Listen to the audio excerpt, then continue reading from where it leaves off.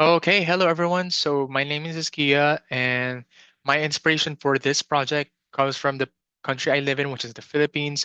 Flood is very recurrent here, especially in Paombong, which is where I live. Paombong is a rural coastal area, and as an intern at the government during summer is a rampant season of flooding here. I've noticed that people often report their emergencies which is often in their native language, which is Tagalog, our native language. But I noticed that our current emergency systems struggle to process that information. And that's the main challenge that I aim to tackle here is how do we automatically understand the urgency, the vulnerability, and the specific needs from community reports that's it's written in both English and in Tagalog. So I started by identifying key linguistic features and I use sentiment analysis to detect distress levels. As you can see, there is a vulnerability scoring here with on keywords like walang tubig, which in English is no water.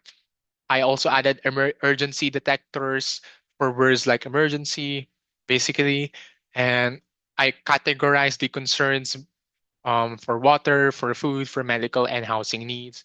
My design process was very straightforward. I wanted a very simple layout, an intuitive website layout, but also a powerful NLP pipeline that works for both English and in Tagalog. So let me give you a live demo.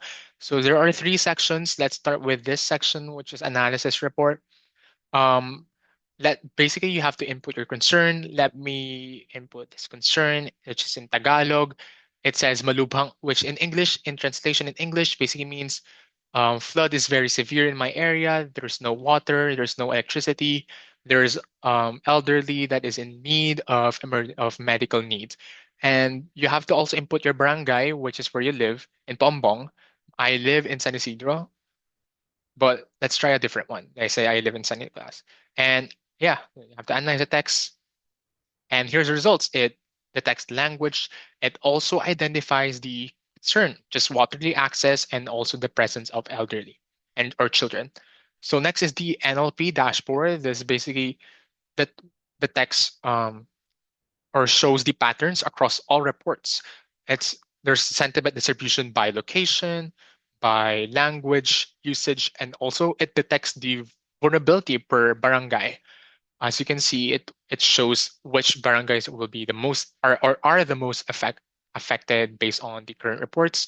There's also linguistic insights, which basically reveals the word frequency that's used, the concern trends, and this section could help responders understand the community-wide issues.